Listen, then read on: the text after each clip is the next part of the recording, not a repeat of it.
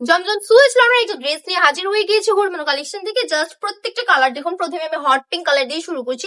প্রতিটা আপুর স্বপ্নের একটা কালার, এত সুন্দর একটা কালার, একদম রিজনেবল প্রাইস আপনাদেরকে ছেড়ে দিচ্ছি। রিজনেবল প্রাইস বলতে কিন্তু সত্যি রিজনেবল প্রাইস, অনলি মাত্র 450 টাকা আপনারা পেয়ে যাচ্ছেন হুরমানো কালেকশনে এগুলো।